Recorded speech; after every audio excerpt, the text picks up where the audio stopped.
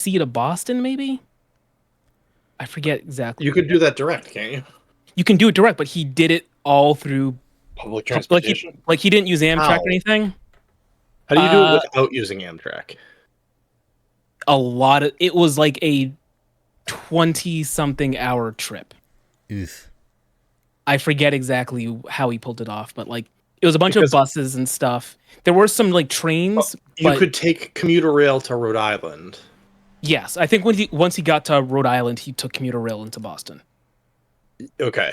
I guess my question is like I guess I don't know to what extent like Rhode Island and Connecticut and those guys all have. Yeah, like connecting things. Yeah, I Yeah. forget there were buses involved, like But yeah, weird, off the top of my weird head small buses.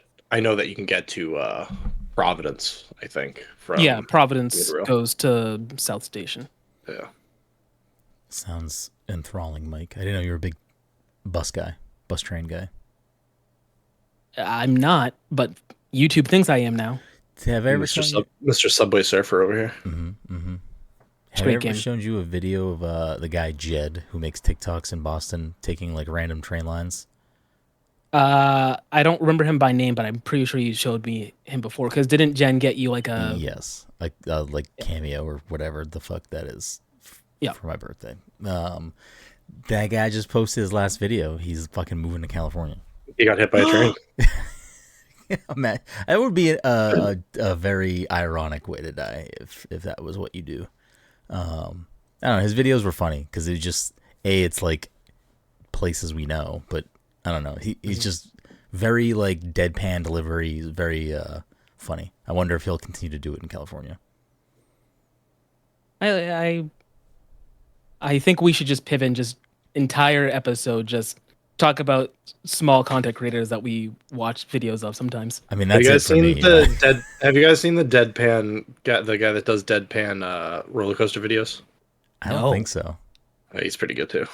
I should check that one out. That one sounds like fun. Yeah, It sounds like your bag, Mike. You're very good at deadpan delivery. I feel like you could just fucking do it. I didn't send Dom the picture because I bought it because like I had no other way of getting it otherwise. When we were at Universal last week and I did the one roller coaster ride, Oh, I literally just sat on that roller coaster ride. I also, let me just say, Which roller Everyone coaster did you? like Harry Potter's Hippogriff Hootenanny, whatever it is. Everyone told me after That's the junior roller coaster, correct? the fact, like, oh, that was the fucking shitty ride. You should have done the other Harry Potter. I'm like, and I Mike didn't waited a fucking fucking know. hour for it. I did not. I was like, Mike, we don't have a lot of time left here. I'm gonna go walk around, enjoy a roller coaster. Text me when you're done. To be fair, Brenden said, I'm not going to wait in this ride because I don't want to do roller coasters. Full stop. It wasn't because it was a baby roller coaster. Whoa, hold on. He's like, I don't want to do roller coasters. What's the other roller coaster that they have in I Hollywood? don't. Is it Escape from Gringotts? Maybe it's that one. Or is it Hagrid's? The rides, unless I was like blind, I don't know if the rides had names visible on the outside. They must have, but I didn't see them. Yeah, I just saw a line. Like that was a roller coaster I could see from the outside. I think at least in Orlando, a lot of the rides were just experiences. So Orlando has a Harry Potter roller coaster at both. It actually has two at one, I think. And because it has that hippogriff ride. Yeah, but isn't that in Island of Adventure? I don't know. 'Cause Isn't there a Harry Potter in both parks now? In both parts. And there will be one in all three? Yeah, but you had to take the train to get to Island of Adventure. And so, like, in Studios, I don't think there was an actual Harry Potter ride, per se. Yes, because Studios has Diagon Alley, right? Yes. Yes. So that one's Escape from Gringotts. Well, then I didn't ride in Diagon Alley. Why didn't I ride that ride? Because it looks like a building. Maybe you didn't know there was a roller coaster in there? Maybe. It's the one with the dragon on top. Huh. Oh, is it an indoor ride? Yes, because you're in Gringotts. The one that you rode, Mike, was indoors too, or no? No. Okay. That was the only reason why I knew it was there, because I saw people riding around on it. I mean, listen, I would have went on the ride with you if we had more time. I said that to you after when we were walking out. I knew we had limited time, and it was like, all right, you just fucking did what I wanted to do in Nintendo Land, so whatever else you want to do, I don't give a fuck. And we hung out in Simpsons for a while, and then we didn't have a lot of time left. So you went through Harry Potter. I walked with you up to that roller coaster, and then I was like, all right, if you're going to do that, I'm just going to go like spend more money and shop and just see what else is here. You didn't miss much. There was not, I don't think, much else to see. I like Hollywood does not have a Fast and the Furious experience. They have something. I don't think it's a ride though. I think it's one of those like shows maybe. I have no idea. I didn't. We walked by it twice. I didn't look to see what it was. Again, I didn't really look at the map to see what things were or what was there to do. If I saw a sign that said like, oh, 15-minute wait, I was like, well, I don't know what's going on here. I don't care to find out. But anyway, I went on that one roller coaster that wasn't very exciting. I sat by myself. That's just how it worked out for me. And I asked for the picture at the end. I was like, let me just see what I looked like over there. Because I knew there was a picture. I knew what I was doing the entire ride. I just want to see what it looked like. And I said, that's pretty funny. I'll take it. Let's see. Money? I spent money. There are 17 rides to do in Universal Hollywood. You got Fast and the Furious Supercharged. Does it say what kind of ride it is?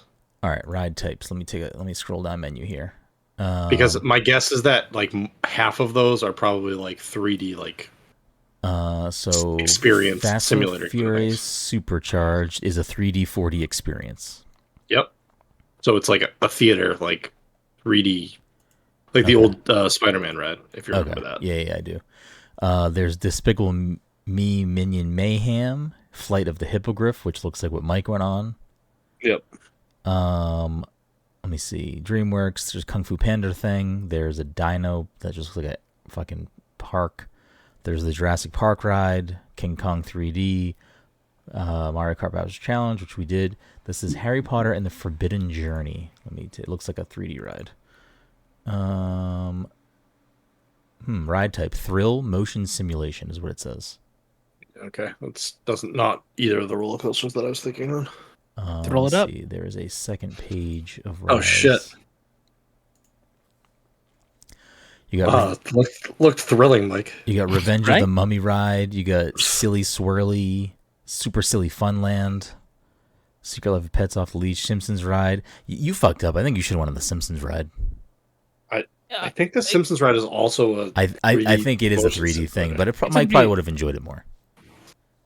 He probably has already been on it. Yeah, I didn't know you. It probably is the same thing as. That's why I was saying, like, if I was gonna ride a ride again, it would have been the Mummy ride because I thought that one was kind of enjoyable. The Mummy ride was cool, yeah. Yeah, it seems like actually almost all of the rides here are not. They're either screen rides or like, I don't know, experience rides, not like rush rides, not like roller coaster type thing. I mean, is it just like a very easy statement to make? Like, does Disney just make better ride parks? Like, Disney parks are just better for rides? Is that like Are there people that argue that Universal has better rides? I don't know if anyone argues that. Yeah, I mean, it depends on what kind of rides you're looking for because, like, Universal Orlando has, like, big roller coasters. Oh, Orlando has more roller coasters. Okay. I haven't been there. I haven't been to Orlando in a long fucking time. Every time I try to picture rides at Orlando, I keep just immediately, I'm like, oh, it has the Hulk roller coaster. No, that's Six Flags. Oh, it has the Superman roller coaster. No, that's Six Flags. I can't think of it. Hulk roller coaster is Universal. Oh, it is. Okay. So wait, I thought Superman is DC. Hulk is Marvel. No, I know that. But I'm trying to think of what fucking Universal rides that I've seen before because I probably haven't been to Universal Orlando since I was young. Dueling Dragons. I don't know. Like, does Universal Orlando is that where they have like a Hanna-Barbera section of the park? Yeah. Is that also where the Jaws ride is? Dudley Do-Right and I don't remember what else. The Jaws ride was at Universal. Oh, it's not a thing anymore? I don't think so. I mean, I fucking was terrified of that ride. They also used to have a King Kong ride, right? Yes. Where he would like jump on the thing and shake it. Didn't you just say King Kong for Hollywood? No, I didn't. I said. I think you did. Did I? I think you did. If you're reading off rides, you might. Oh, I'm not reading anything off. Oh, did I read it off? Oh yeah, I read it off here. Is that the same ride though? I have no idea. Probably. Okay. Yes. Sorry. I forgot that I read rides. I blacked out when I was reading those things because literally none of them sounded like of any interest to me. I mean, the Mario Kart ride was also whatever. It was a fun experience. I would never need to go on that again. This Harry Potter one is not what I was thinking of. It's like a dark ride, it looks like. So like it moves. It's not just like a the dark rides are like it's like a Rise of Resistance, right? Yeah. Okay. It looks like there's a lot of screen stuff. But it also looks like it has animatronics, so I don't know. It's tough because it's somebody filming it with their camera that I'm watching right now. So, the plan, but the line was that you walk through Hogwarts, so that would have been kind of cool. Yeah, well, I don't know if we actually waited an hour. I think the wait time was around an hour when we went to Mario Kart 2, but the actual line portion of that was also like enjoyable. There was a lot of shit. Like it starts off in a cave and it's like all Yoshi story. Like it's pretty cool. I think it's the only part of the park that has Yoshi shit in it at all. I don't think there was any other like Yoshi reference stuff. I mean, other than Yoshi like marching around outside, I think, right? Was he doing that? There's a Yoshi ride it was at in the Japan one. Yeah. Which I didn't realize. I think it's coming to Orlando too. Yeah, I didn't realize that ride was not also in the Hollywood Studios. I didn't either until you had sent like the picture or whatever. Because I kept saying to Mike, I was like, Mike, I'm pretty sure there's like a Yoshi ride we can ride that like is a good view of the whole park. Like you can kind of like see everything. And we eventually went through the whole park, and I was like, I guess this Yoshi ride is just only in Japan because there's nowhere else for us to go here. But yeah, it's like it goes Yoshi's Island or Yoshi's Story rather, or maybe whatever, a mix of both, and then it pops you out up top of Bowser's Castle, and then the rest of it's like through Bowser's Castle. It's pretty cool. I enjoyed that visual aspect of it a lot. The plan, Mike, is if we do SGF again next year, we get Dom to go, and then we take an extra day and go to Anaheim and go to Disneyland, yeah. So Disneyland's a park you can do in a day, right? I feel like I've heard that in the past. Like if you like start to finish, we'd miss stuff. Because now that they have Avengers Campus, I feel like we'd probably spend like hours in lines there. Yeah. Okay. Is that also two parks? Is it like California Adventure? Is that a separate thing? Yeah. Okay. We'll make it work. We'll build a fucking plan. We just gotta get Mike out of bed in the morning. We'll be good. Yeah, unlikely. Anyways, we got a great show for you this evening. Welcome, everyone, to the Pass Control Podcast, a show where a couple of best friends talk about the latest video games and nerd culture. Sometimes we have guests. Sometimes we talk about theme parks too much. Either way, we have a new episode for you each and every week. As always, I'm your host, Brenden Groom, and joining me on this lovely Saturday evening, I forgot what day it was, is the anime senpai himself. Some may call him Martini Mike. Someone is making a lot of noise out front. Mr. Michael is here. Mike, how are you doing tonight? Yeah, I was gonna call you something else. Did someone call you something while we were in California? I feel like someone did, and I've been keeping it in my pocket because I was gonna whip it out as your new intro. I don't know. Fuck no! I was gonna call you like the Yo-Yo Master or something, which is a story for another time. Did you tell Dom all about your yo-yo adventures? No. Mike got to. We'll tell the story another time. But Mike got to become the fucking talk of the town for the rest of the evening one night when he was handed a yo-yo at a party. And Mike just fucking blew the roof off the place. I was kind of hoping that story was going to end with Yo-Yo Massam for some reason. No. I think he had a concert like somewhere else in the country. Damn. Rounding us out tonight, of course, is the Disney daddy himself, Dominic 40. Dom, how are you doing tonight? I'm doing well. That's good to hear. Mike, the Guardians ride at Disneyland has a different playlist than Cosmic Rewind. Ooh, okay. Is it not just Tower of the Terror? And it's Tower of Terror. Yeah, it's Tower of Terror. Oh, in Florida, it's not Tower of Terror? It's a separate... Oh, no, I didn't know that. Different thing. Interesting. Does Tower of Terror still exist in... Yes. Why did they reskin it? And was it not a popular ride in California? Does it function the same way? Yes, pretty similar. There's a different drop sequence, I believe. They built a new drop sequence for the ride because it's like a story. The ride is like a Guardians adventure. Right. The setup of Universal Orlando is very bizarre to me.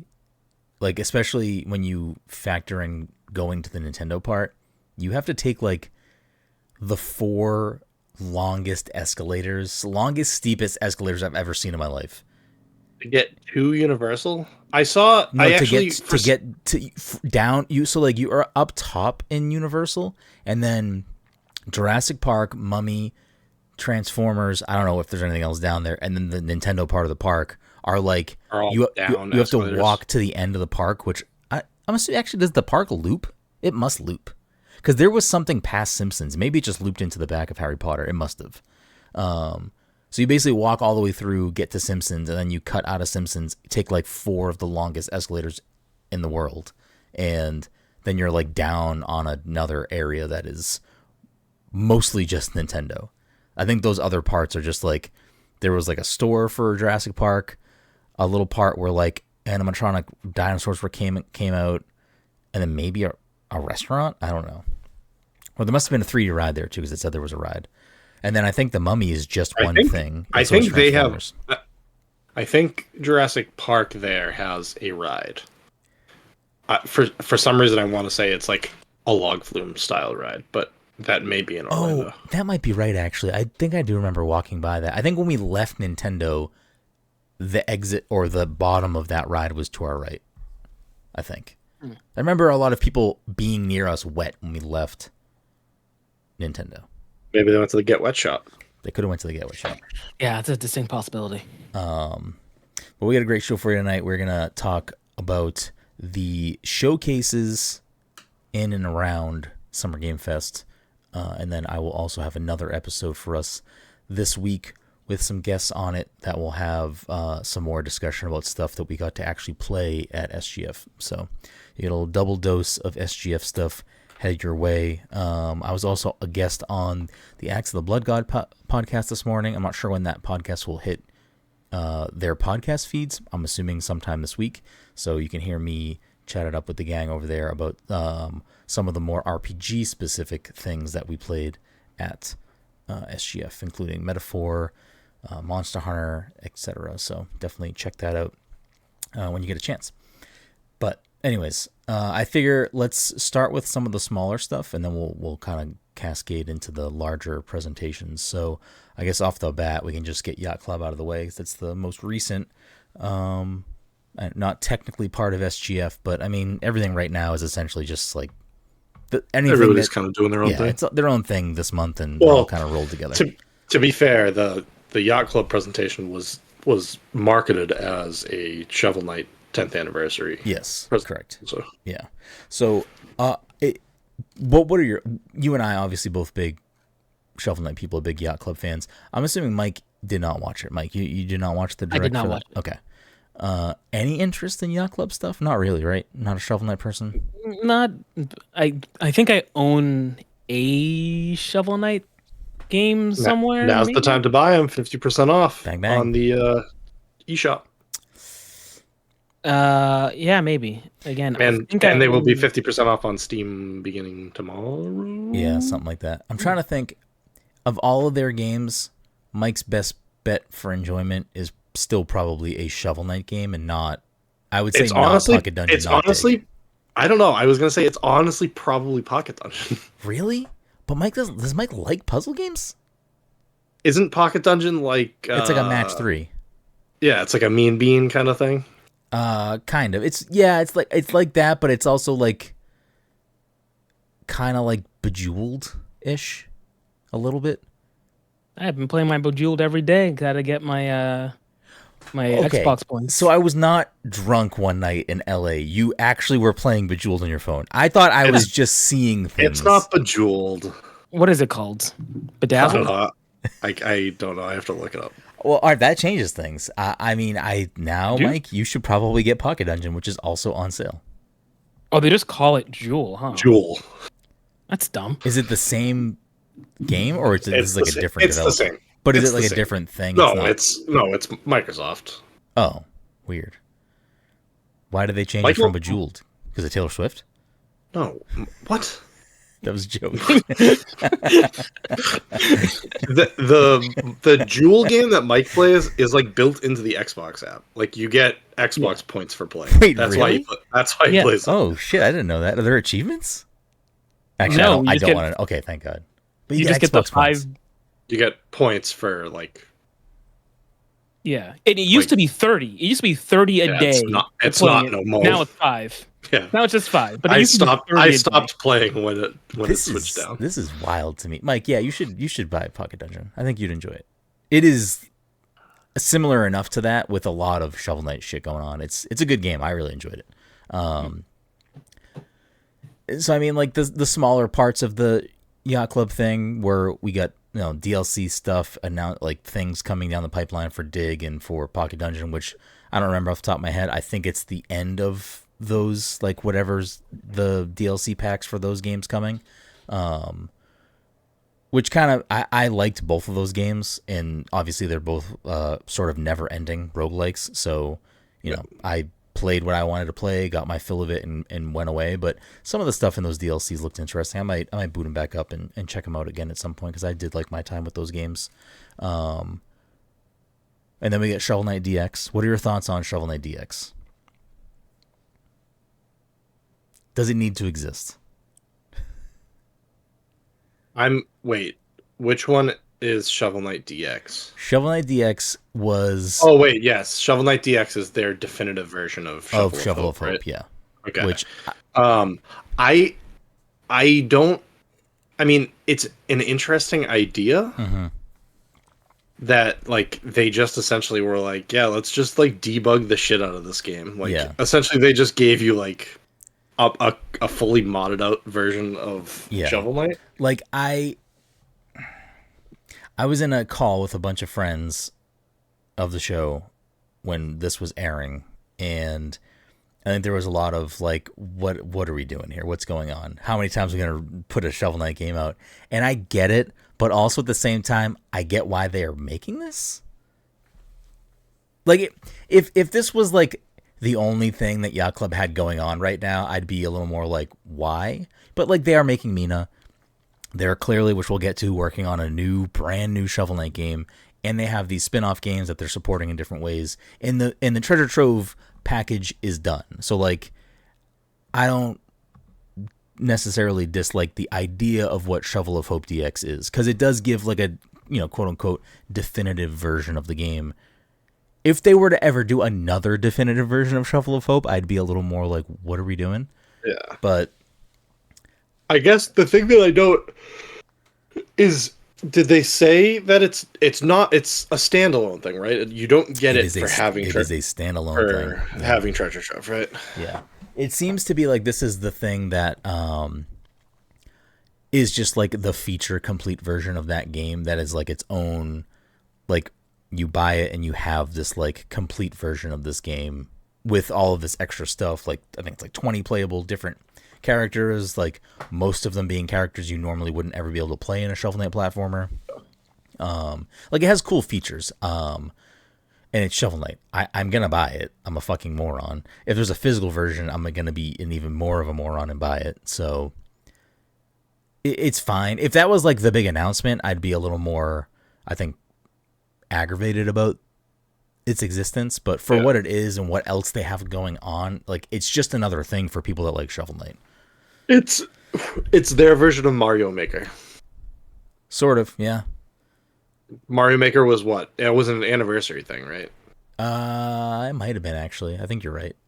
This is their 10th anniversary. They're like, how can we just do something with our original game and like make it wacky? And the other thing with that too is like, I don't want to say feel for them, but I understand the weird predicament they found themselves in, if I understand the situation properly, which is when they originally kickstarted Shovel Knight, they got funding, this, blah, blah, but they kickstarted and hit these stretch goals that in turn made them make the treasure trove, which was the other 3 games. And essentially, with the way that they did that, and they didn't want to like walk things back or change how people supported the game, if you had bought Shovel of Hope, like you got all of those games for free. You didn't pay extra for those games. Yeah, they essentially developed for like 15, or I can't say 15 years. They developed for like 6 years without really paid. Yeah, with a lot of people not paying for those additional installments, which they're all full games. Like those are all full games. Oh, it's a skunk outside and I can smell it. I want to shut my window. Yeah, it's tough because like for 2 generations of games, like they weren't making money essentially. Yeah. Because I think I bought it on, I mean, I have it on a ton of platforms. I'm pretty sure that like the first few platforms that I bought it for, I have the treasure trove. Yeah. And I didn't like pay for the treasure trove. I paid for Shovel Knight. Yeah. And it's, if it was like a big company, I'd feel different about it, but it's like, it's an indie studio, you know what I mean? Like they're doing what they're doing. So like I get why they would want to make this version of Shovel Knight as like another way to, I don't want to say milk the audience, but like, get some money out of the Blue Knight. I will say I was really hoping, my big thing was just kind of hoping, I didn't really care what else came out of this. I really was just hoping for a Mina release date, which we didn't get. But we did get to see a lot more of the game that we have not seen before, like different biomes, other enemies, different abilities, things that have not been shown before. So it was cool to see a lot of that stuff. I'm hopeful that it's going to be a game that comes out this year and they're just not ready to reveal that date yet, or saving that date for a different, like a Nintendo Direct or something. Feels like a 2025. They said soon, but they said soon, and they said that they were like, it sounded like they were just saying like, we're just polishing the game at this point. And with like the vibe of the Mina part of it, I was like, maybe it's going to be an October game because it's like they're leaning into spooky. Maybe they were. But who knows? I mean, whatever. If it's next year, it is what it is. Like, take your time, do the thing. I want it to be a good game. And that's what they do. They make polished games. So like, if they don't feel it's ready, it's not going to come out until it's ready. But that's the thing I was hoping for. And then we got the, confirmation of, hey, we are making a brand new entry in the Shovel Knight world.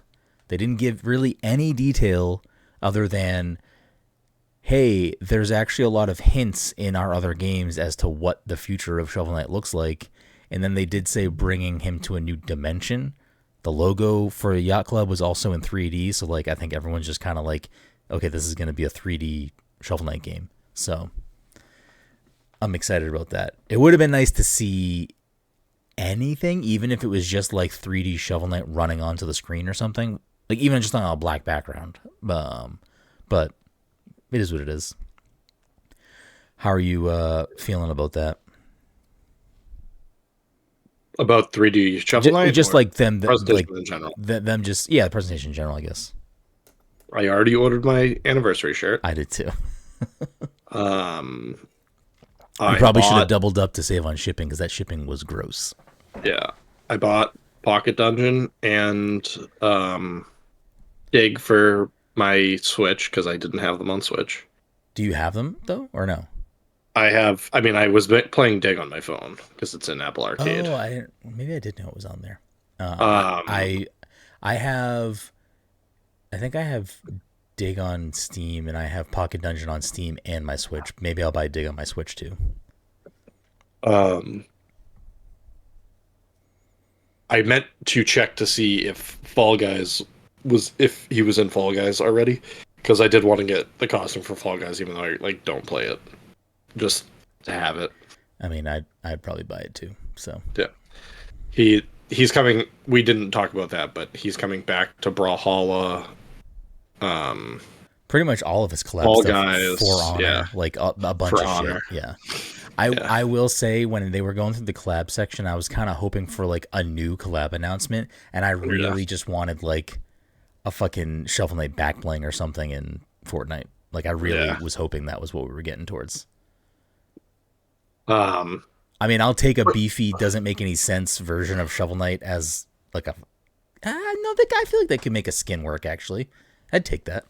They could have made. Yeah.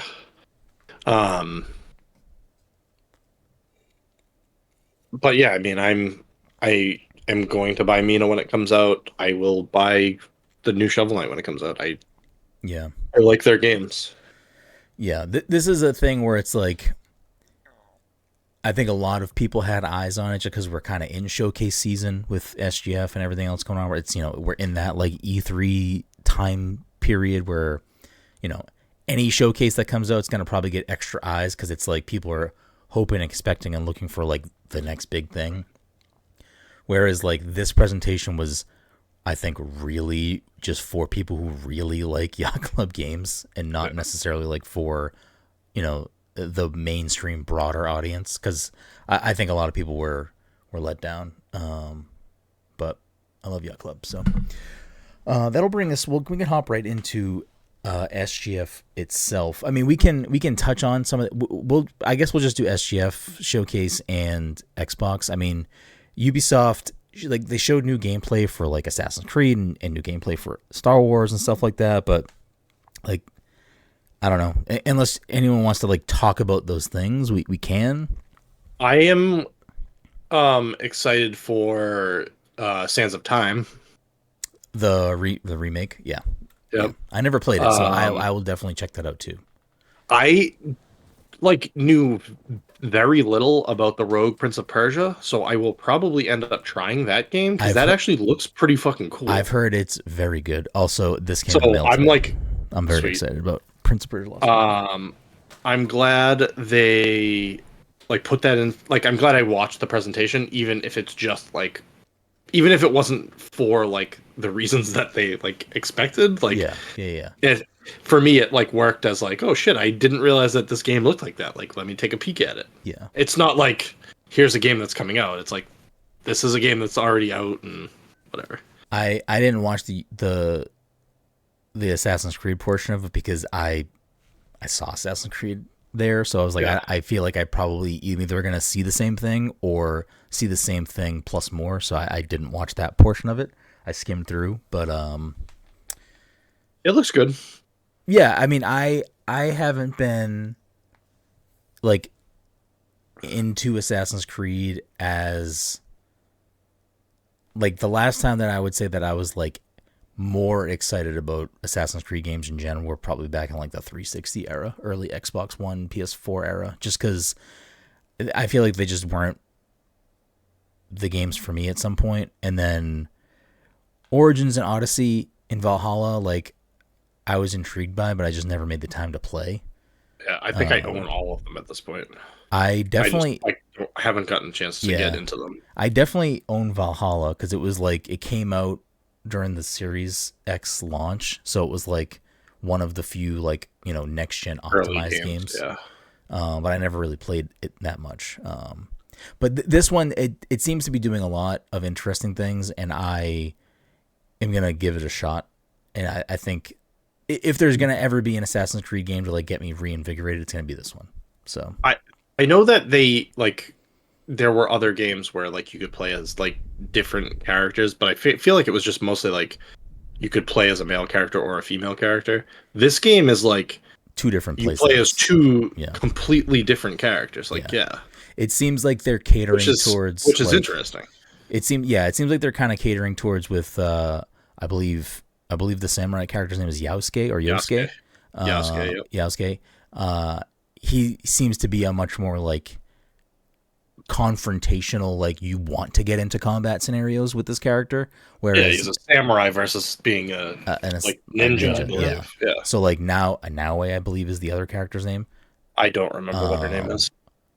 Where she's more of like a traditional Assassin's Creed character, where you're playing more stealthily, which she can also be more aggressive too, because again, but the play, I'm sure you could be like stealthy with Yasuke, but like her play style is built for stealth. Yeah, it's like it's interesting that like they're essentially saying like, all right, like we know that you don't always want to creep around and do this shit, so we've given you a character to. And I don't remember like brawl it up. I don't remember actually. I don't know what I can. We'll not talk about this right now because I don't know what I don't know if there's stuff I'm not supposed to say yet. So I'll just wait. But yeah, I didn't watch the after thing either, so I can't even tell you whether or not they've like. If you started talking, I wouldn't be able to tell you if they showed it. But it looks cool. I'm excited.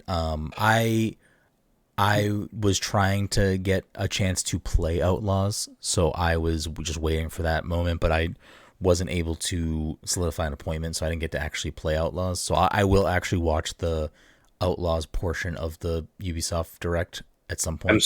I'm so nervous that I'm going to spend way too many hours in Outlaws. From people that did play it in LA, I've heard some mixed things. I really hope it's good because about the game. No, yeah, but about like about specific parts of the game.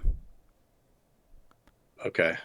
Well, we'll talk more about it off the podcast because I'm not exactly sure what, because I don't want to, again, I don't know what was under embargo and not, and I don't want to just start saying shit.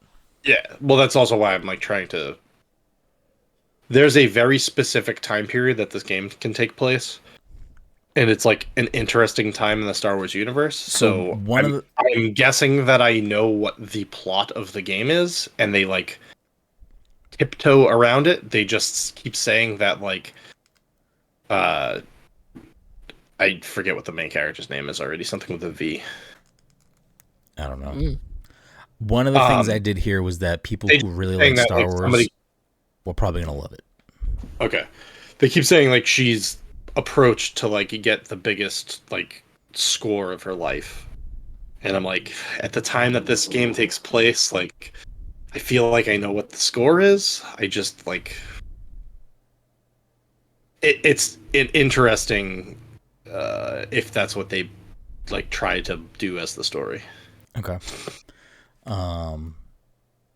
Yeah, I mean, I'm intrigued by it. It's still on my radar. I'm gonna check it out when it comes out. I'm excited for that one, so I'll continue to wait for my chance to get my hands on it before I make any opinions about it. But I'm still excited about it, regardless of the stuff that I heard in LA. It still seems like my jam. So I do like they showed like gameplay of you getting in your ship and like blasting off, and like even once you're in orbit, there's like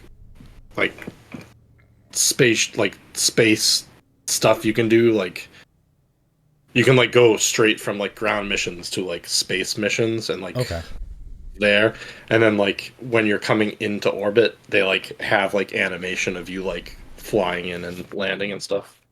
It like looks like pretty good and seamless. Yeah, I'm excited for it. I think one of the things that I keep reading online is like, I wish Starfield did more of this. Of that. Yeah, I think a lot of people wanted that out of Starfield too, specifically that thing. So swinging into the SGF showcase. Both of those games. Both of those games were there. Assassin's Creed and Outlaws.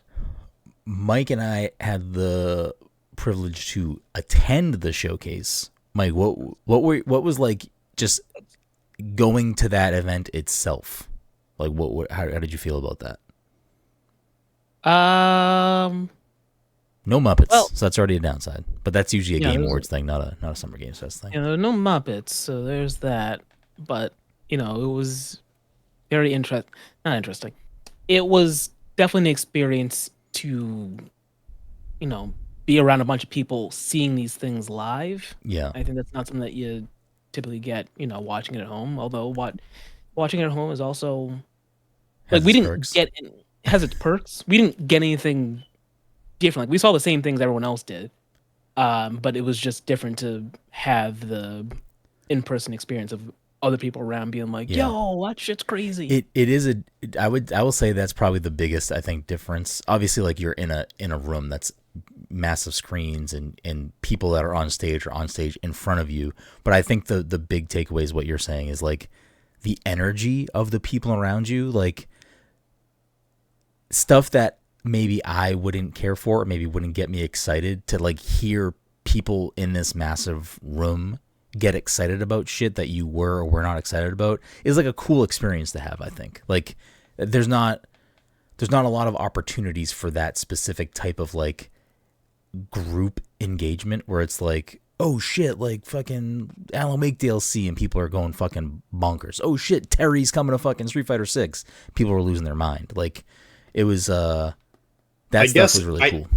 I guess when you're at home, you're like watching the presentation and you're like, who the fuck is this game for? But like when you're there, you're like, oh shit, there are people that want this game. Yeah, it is kind of crazy. There were people that were getting excited about stuff that in my head I was like, I would be making a drink right now. I would be using the bathroom right now, and these people were popping off. And it's great. It's good. It's good to see that you know there's a little bit of something for everybody. It's definitely something that I don't think I'd ever have to go out of my way to do again, Mike. I don't know if you also share that sentiment. Like having the experience one time, I think I'm good with that. Like I said, it was an experience and not necessarily one that needs to be repeated, but you know, I did it once and I'm like, yeah, you know, it's fun. I don't think we have to go through everything that was shown because it was a 2-hour experience. But if people have highlights from that, that spoke to them or got them excited, we can just kind of hit our highlights and move on. Tim Robinson was there. If Tim Robinson came out on stage, that shit would have been fucking bananas. I was so confused when I was watching. Everybody was confused. I don't think there was anyone, at least near us, that knew what was going on at first. Like, we didn't know what the fuck this trailer was for. Everyone was very confused. And if Skate doesn't have the ability to play as Tim Robinson, then they've ruined the whole thing. He's got to be an unlockable skin or something, or character. Let me see. I'm going through my list, or if you got something, throw it out. No, I was just thinking out loud. Alan Wake DLC I still haven't played, but we've heard from Todd that it is a good time. Yeah, that was a highlight for me. Yep. Yeah, I was excited that it was like, all right, like here's the 3 DLCs, and it's like Night Springs, which we like kind of already knew going in, and then it was like, and here's like characters from 2 other of our games that you're gonna play as. Yeah. Which is like cool. Like this was I think the first time in history where there's a presentation and they're like, oh, guess what? You can play it fucking tomorrow. Where I was like, what the fuck? I'm not home. Like I was so mad. I was like, of any time for there to be available now, it was like the one time that I'm in LA for this shit. It's like, go play it now. I was so fucking aggravated.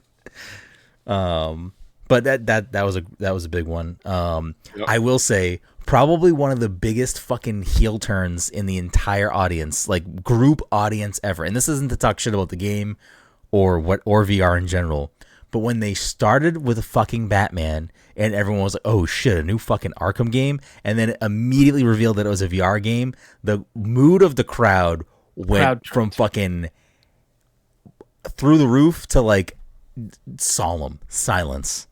Why would anybody think we're getting another Arkham game? We just got one. I know, but still. I mean, I enjoyed it, but nobody liked it. The crowd went bonkers for Civilization 7. I like Civilization, but what I need to like look into Civilization because like the trailer like made me think that I would like the game, and then I don't know that I've ever played a Civilization game before. I like Civ. I never get deep into Civ because you're a big Sid Meier's guy. I'm a big Sid Meier guy. Civ is like a very long engagement. Like a match of Civilization is not a short time. And that's the biggest thing. Because like Todd and I used to actually play Civ against each other a lot on the 360. The current one, Civ 6, keeps going on sale a lot, probably because 7 is announced. It dropped a ton after Summer Game Fest. It was like $4. If it's still that cheap on a thing that we can play against each other, I'll download it because I like playing Civ. But it's if I buy it, I'm buying it for Steam, and I'm just gonna play it on my handheld. So I'll fucking buy it on Steam and play it on my computer. But it's like, hey, does it not have crossplay support? I don't know if it does. At some point, Civ 6 did not, because when it got ported to Switch, I was like, oh my god, like I'll fucking absolutely buy this on Switch because that's perfect for me to just like lay in bed and play a match of Civ. And at least at the time, or maybe the Switch version didn't have online in general. Maybe that's different now. I don't know. There was something wrong with the Switch version. Either it didn't have crossplay or there was no online, which made me not buy it. But let me see, looking at my list here. I was kind of whatever on the Lego Horizons announcement, but the more that I've like moved on from it, from SGF itself, I'm actually like still probably not super excited about the game, but I'm excited for the idea of more of those. Is it going everywhere? It's going to just Switch and PlayStation right now, which makes me think cool that it's going to Switch. Yeah. Well, it makes me think that like maybe we'll get a Lego fucking Halo at some point, and that'll go to Xbox and Switch. You know what I mean? Like the Switch is the victor here in these scenarios. Because if they did like a Lego Mario, I don't see that leaving Nintendo. Yeah, probably not. I do want to bring up Outer Sloth is the name of their company, right? Yes. Yeah. That was one of the cooler announcements. It's super cool. Yeah. It's super cool that they made Inner Sloth to like give. Or was it the other way around? Inner Sloth is the studio. Outer Sloth is the new thing. Okay, that's all right. So it's cool that they made Outer Sloth, then that they have this ability for like devs to get support and like have their own games, like see the light of day. Essentially, it's cool that there's more groups doing this now. Like Donkey did Big Mode.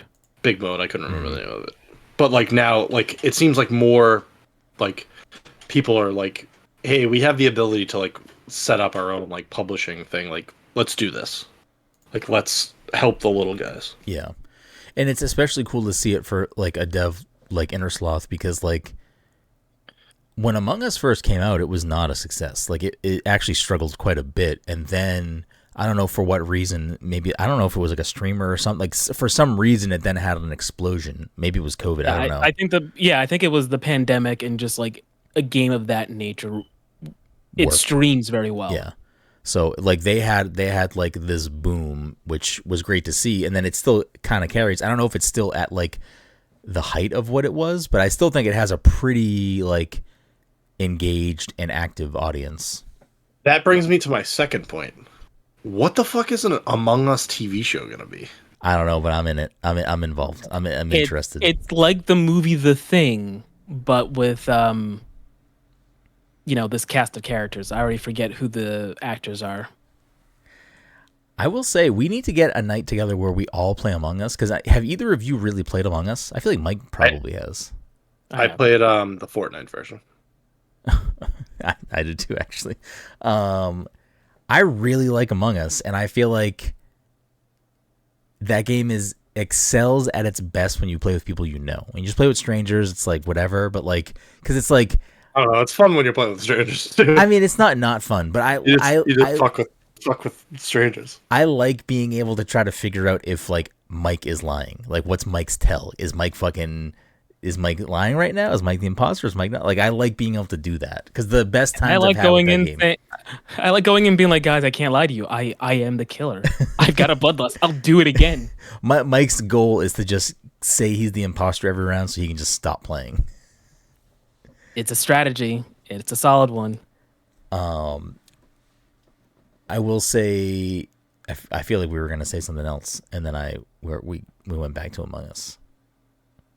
No, we were in the middle of the Among Us thing. We were talking about Inner Sloth and Outer Sloth and devs. And yeah, we were talking about Inner Sloth and Outer Sloth, and I said, all right, now to my like other point. Like, what the fuck is I know what I was like. It's cool. It's cool that they're doing Outer Sloth. Why are they doing a TV show? Yeah, that was like the I think one of the coolest announcements out of Summer Game Fest Live that actually isn't something, I don't think, for me specifically, but I like, again, the idea of what they're doing.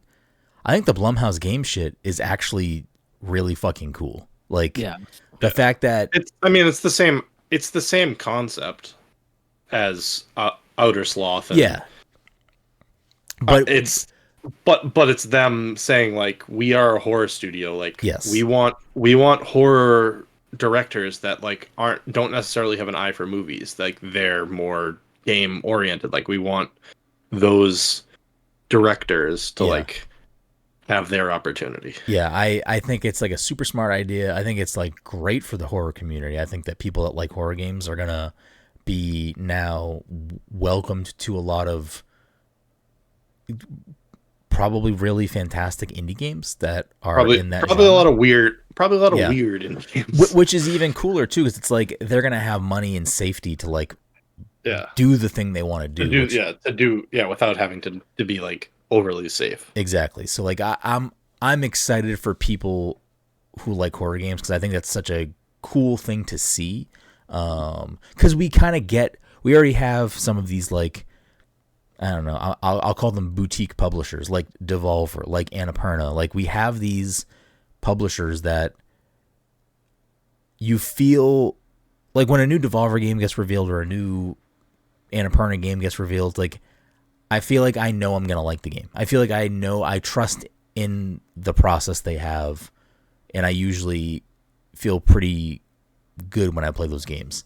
So, like, if a Blumhouse can achieve that for horror, I feel like that now brings people who either don't play a lot of games, or maybe they do play a lot of horror games, but they play, like, you know, the mainstream ones or whatever it may be. I feel like it just brings a whole new audience of people for all different reasons to the indie scene, but also to like smaller horror titles.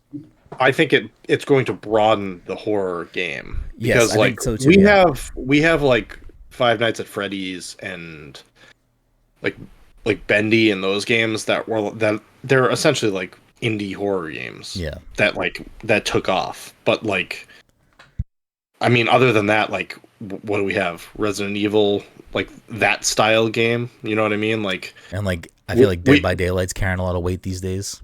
Yeah, but like they all have like their own genre, and I feel like for a while you get like, all right, this is just Dead by Daylight again, or this is just like these guys trying to do Resident Evil again, or this is just like them trying to do Five Nights at Freddy's again. But like, this should like broaden that, you know what I mean? Like, oh, this is a horror game of like an idea that like has never been tried before. Yeah, like, yeah, it's exciting. Like it'll be things that I stay the very far a fuck away from, but like I'm excited for the people that get to experience those things that like horror.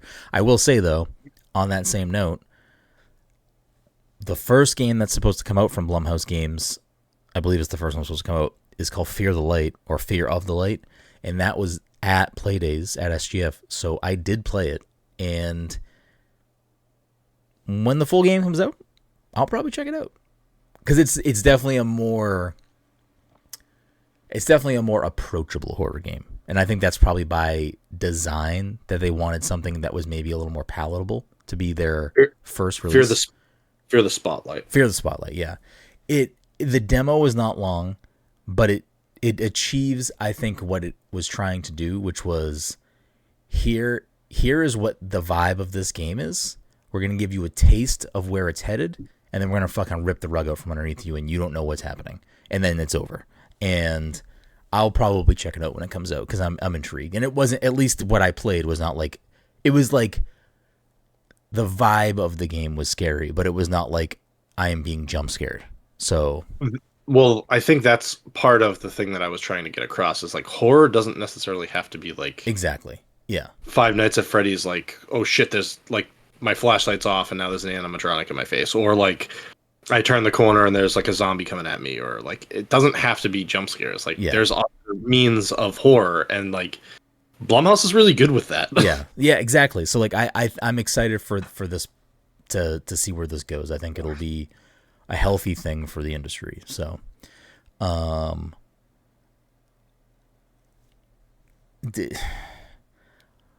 arguably one of my favorite things, it might be one of my favorite things from the showcase, the SGF showcase, was that Power Rangers beat 'em up looks fucking phenomenal.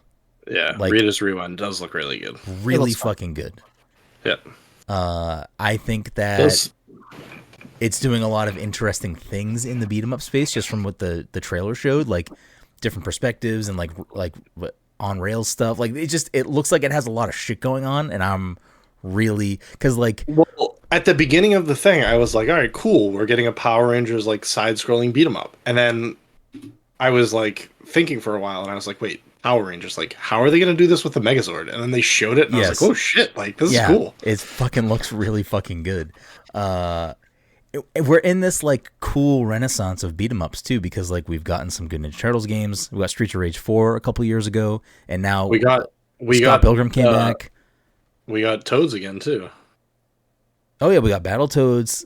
Like we have a lot of stuff going on. River City Girls 2. Like there's a lot of cool shit happening in that. And did you say Team NT? Yeah, Team NT was the first thing I said. Yeah. Okay. So like there's a lot of cool stuff going on. And I'm excited for this one. This one looks really fucking good. When that music started playing there too, again, like a cool experience to have with people just fucking going crazy to the Power Rangers theme song. Yeah, that amps people up. Yeah, it gets the people going. And I meant to look. Did they flash a logo that said like Hasbro Retro or something? That is a thing that they have. Oh, it's not new. Because I was wondering, I was like, is this going to be like a new line where they just like fucking... No, I think Hasbro Retro is a thing. Okay. Because I was like, that got me sneakily excited. I was like, oh, is this like a tease of what's more to come? But that one got me excited. People went fucking nuts for that potato game. Killer Bean, yeah. Dude, that might be my most anticipated game right now. I mean, it looks fucking crazy. It looks fucking crazy. Yeah, it looks wild. I think I looked at Mike at one point when he did some crazy shit on the screen, and I think I just said like John Wick could never or something, like because it was fucking ridiculous. You don't remember this game? I vaguely do. Like it seemed very familiar. It got like teased or like. We've seen footage of Killer Bean before. It's like an established property, right? Oh, it is. Killer Bean Forever is a 2008 action film. I don't remember that. It was announced in 2021.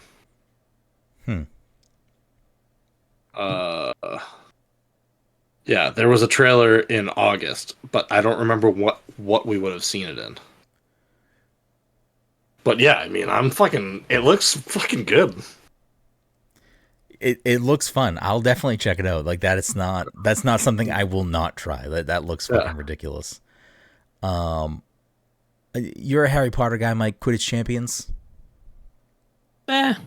People were asking for it when Hogwarts Legacy came out. Oh, is there not Quidditch in that game? No. Interesting. I mean, I don't give a fuck about Harry Potter. I still like. I am now under the impression that it's a separate game, but like throughout watching that, I was like, is this just an add-on to Hogwarts Legacy? Like, they kept telling us that they were going to make this. Like, is it not part of the original game? And I saw people wearing shirts with that game on it, and I saw the shirts and I thought to myself, is this a game that already exists? Did I know what this is? The Quidditch game or Legacy? The Quidditch game. I was like, is this a thing that already exists? What's going on here? And then they played the trailer there. I got things start to click. Todd has time to pop in for points. Did you see that text message? Yeah. What was I going to say just now? I mean, I don't know if I'd buy it or play it, but I am curious to see like how quick can I lose a game of Quidditch while also capturing the snitch. It can be done, but that would be a fucking terrible game. I feel like there was a few other things. I'm like, at this point, everything is so meshed in my head of like where was what shown and like what was where. Was Neva here? I'm trying to look. I think Neva was there. Okay, Neva is not. It's not a new thing that we found out about, but I think the first time they teased it was just like a very quick, like cinematic. It might have been any gameplay or anything. It might have been in the Xbox presentation. Oh, was it? Well, I wrote it in my notes for the SGF showcase, but I'm like looking at a list online to see if I missed anything. I could be wrong. But I was just looking through a list of like highlights from SGF, and it wasn't in there. But yeah. I feel like I don't know. I could be wrong. I mean, that can be part of our transition into the Xbox showcase then. Like that game, yeah. Like, I mean, it's the Grist developers. Like you don't need to sell me more of that. I feel like they were at SGF. Oh, did they come out on the stage? I think they did, didn't they? Well, I know that the devs for Karn, the mountain climbing game, I know they came out. Which that game also looks very interesting. I don't know if that would be a game for me, but it does look very fucking cool. I'm trying to see what else. I mean, the Valorant coming to console announcement was that there, which, you know, there'll be the people that are like, oh, it's a fucking PC shoot, blah, blah, blah. Well, whatever. Who the fuck cares? Play it on PC then. But, like, it's cool that more people can experience that game because I really like Valorant, so it coming to console is a big deal. Neville was at SGF, apparently. Okay. It could have been in both. But that one, that's a highlight for me. Like, I'm excited for that. Yeah. I think maybe that might do it for, like, the SGF showcase part for me. I don't know if anyone else has anything they want to... Was Metaphor at SGF or was it at Xbox? It might have been a both. It was definitely at the SGF showcase too. I also played it, so that's how I'm just like I have my opinions on that game. I'm very excited for that game. October 11th cannot come soon enough. Yep. Oh yeah, they also showed Sparta King Zero, didn't they? Yes, they did show Dragon Ball. How do you feel about that, Mike? Going back to Arena Tenkaichi type shit. I've heard a lot of interesting things about the game. Like you can basically change the narrative. Like you can make it so that certain characters do different things in the story, so like things play out different. Okay. That's cool. Yeah, I mean, I haven't played the last fucking Budokai I played was maybe Tenkaichi 3, like that. I have one on the GameCube. That's like the only one I've really played. This game exists in a weird space for me because it's going to probably get flack from people for, like, you know, probably not being as good of a fighting game as Fighters, but it's not trying. I think they're both achieving different things. I feel like in the grand scheme of, you know, anime arena fighters, I feel like people typically like the Budokai series. Yeah, like people are amped up for this because it has its audience. Like, not everyone wants to play a 2D fighter. Like, that's just not what everyone wants to play. Fighters is its own thing. It's a fantastic fighting game. I think Sparking Zero is going to probably have a pretty healthy audience because I think people... Because actually, like, I know we get Naruto arena fighters pretty frequently still, but I actually don't know the last time we got a Dragon Ball one. Were any of the, like, Kakarot and, like, Xenoverse and stuff, are those arena fighters? I have no idea. No. Kakarot is like a single player story-based game, and then Xenoverse, I don't know what kind of game it is, but I do not believe it is a fighting game per se. Okay, so I feel like there's an audience for that that's waiting and looking for that. I just wanted to quickly mention that I think the biggest reaction from the audience was the King of Fighters reveal for Street Fighter 6. For Street Fighter 6. For that whole which is great to see that fighting games are that strong right now. But I wonder if the initial reaction was as crazy as it was because people thought it was like SNK. Else. Yeah, because that's what I thought it was. I fucking lost my mind because I thought it was Capcom vs SNK 3 because it's like, it was an animated trailer and it had Terry, it had Mai, and then it had Elena, but it probably also had other Street Fighter characters in it that are already in the game.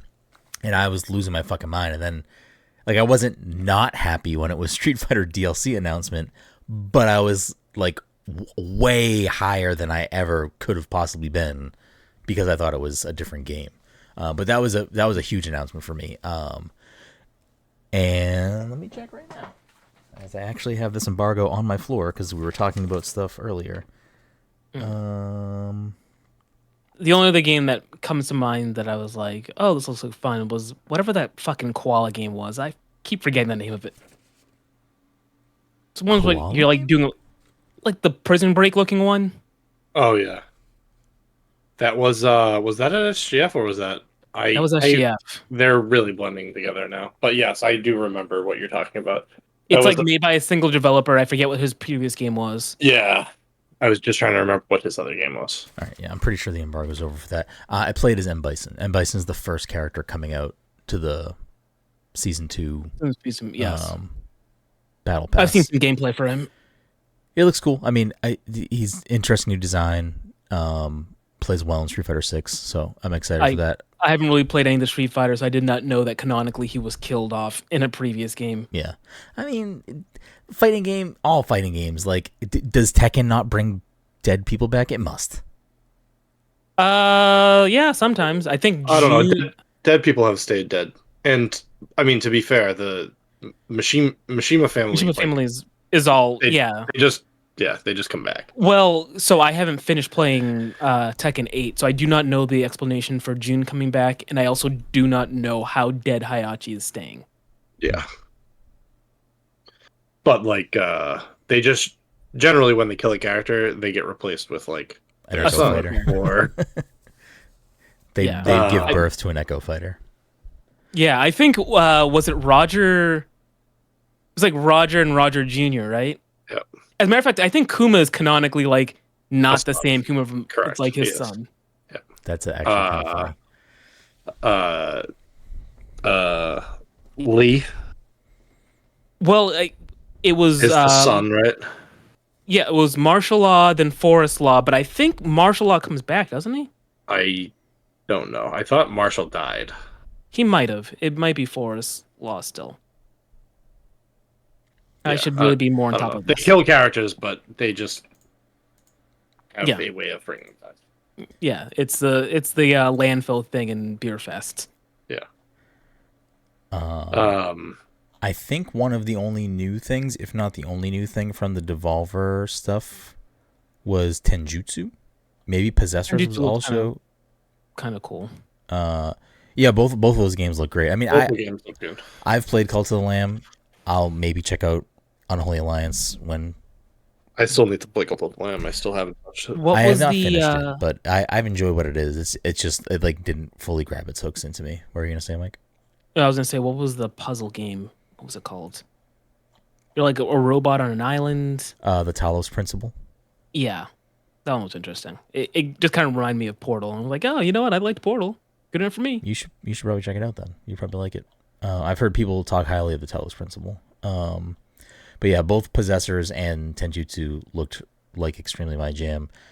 The Devolver Direct was also just fucking bonkers. So like, if you didn't watch it, you should watch it because it's fucking crazy. It's an experience. Yeah.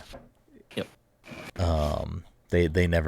They always take big swings with those presentations, and I think they always fucking nail it. So that'll bring us to the Xbox stuff, which, I mean, overall temperature check. Was this a good presentation for both of you, or?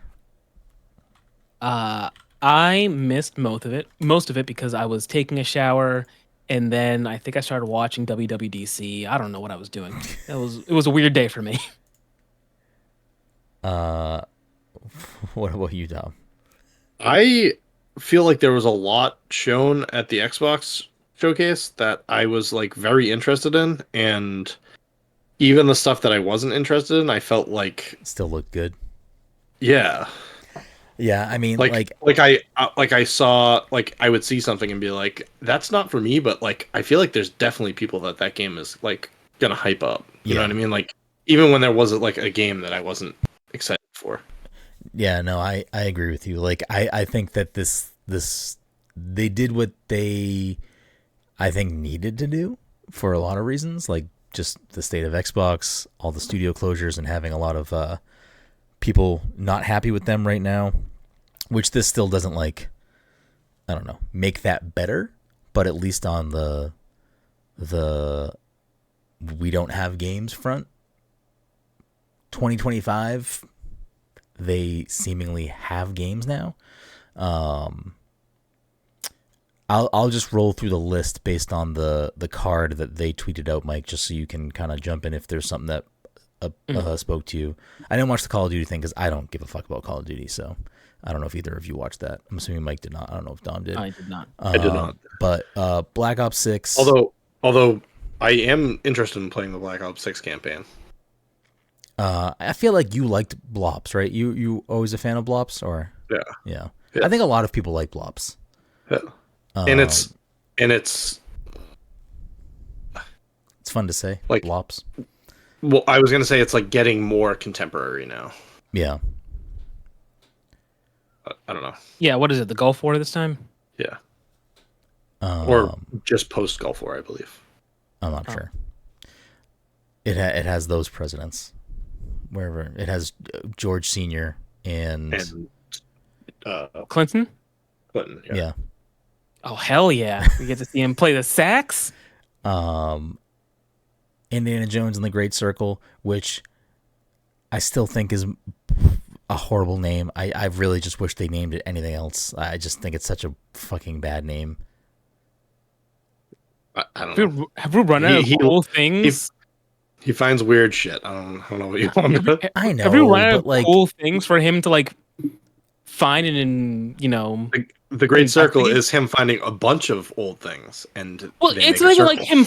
Yeah, but like they're all things that we know about. It's like, oh yeah, look, here's the fucking Sphinx, and here's I don't know, Machu Picchu. And they make a big circle. They make a big circle, which like not even cool. even a big circle. It's a great circle. Like I don't name it like the fucking like the something map or something. I don't know. Great. Like when you look at Indy's movie titles, they're fucking incredible.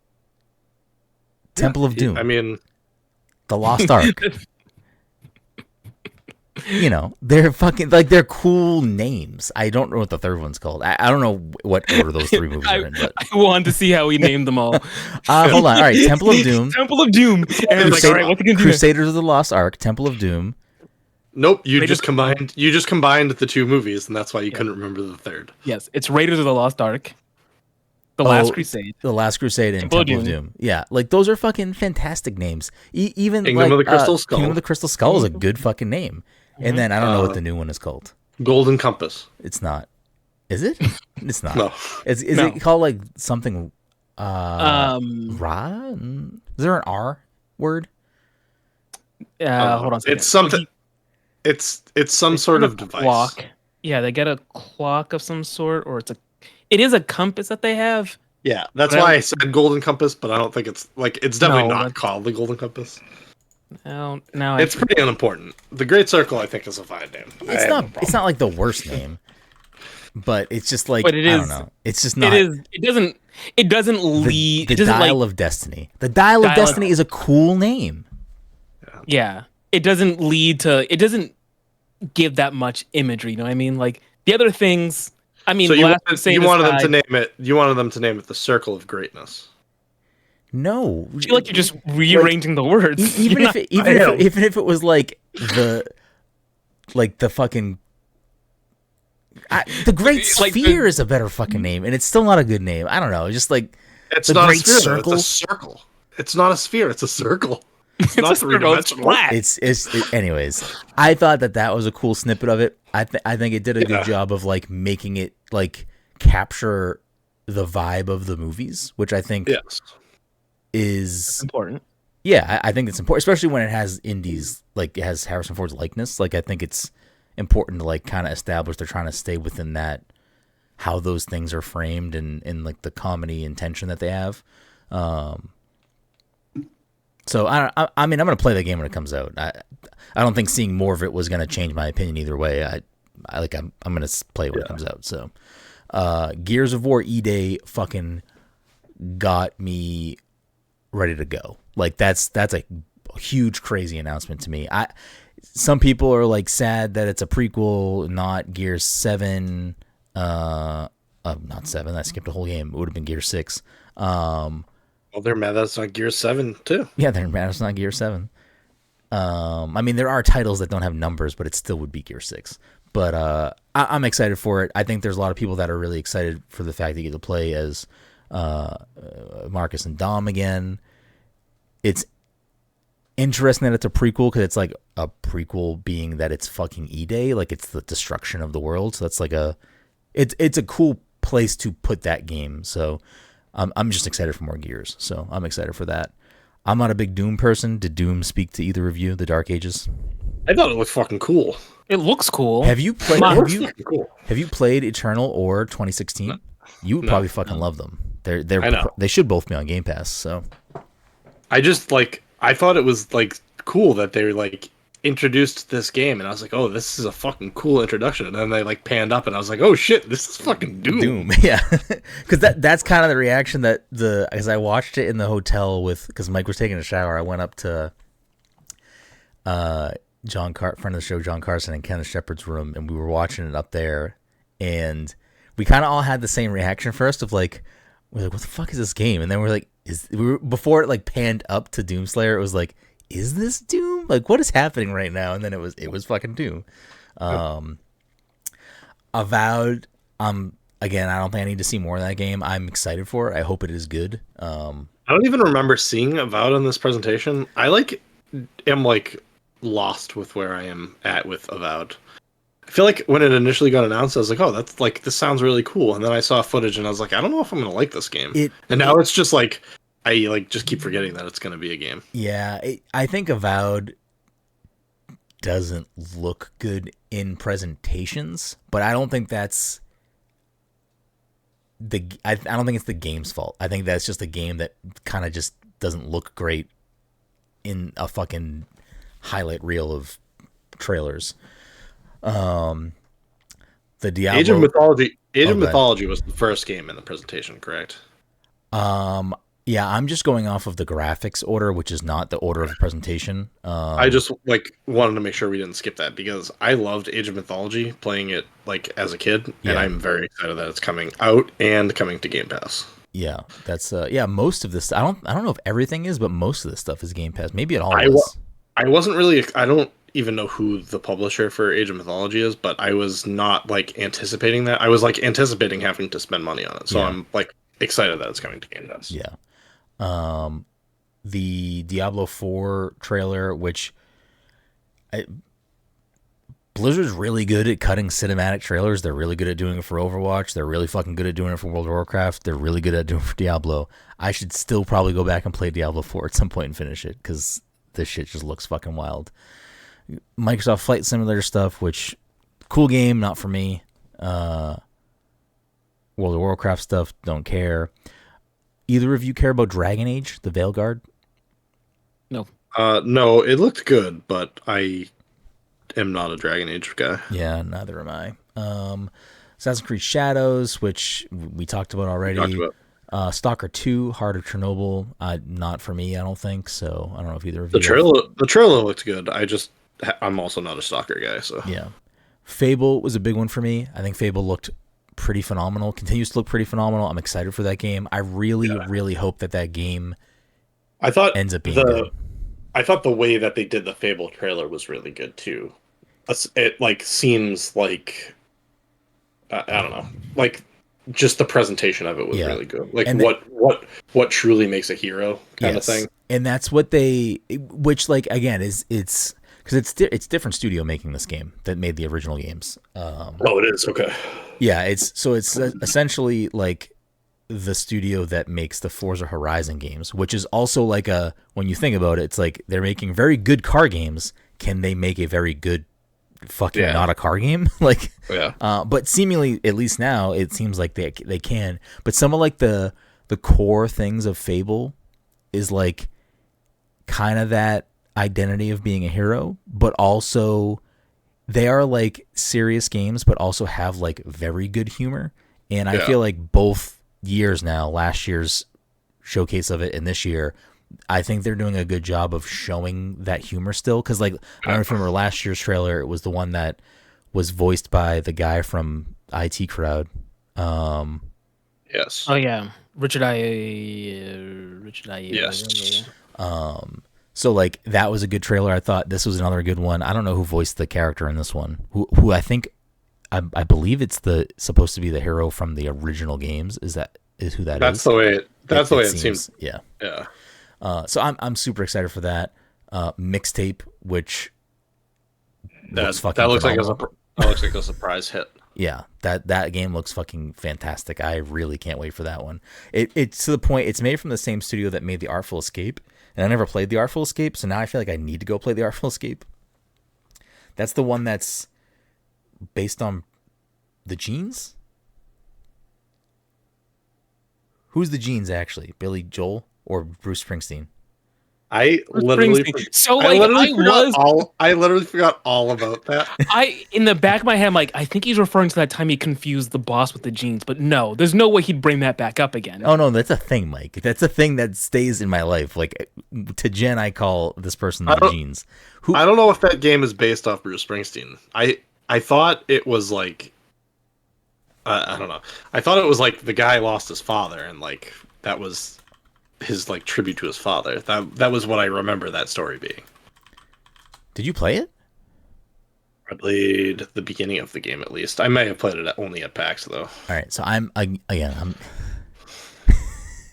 not off base, but so I'm also wrong.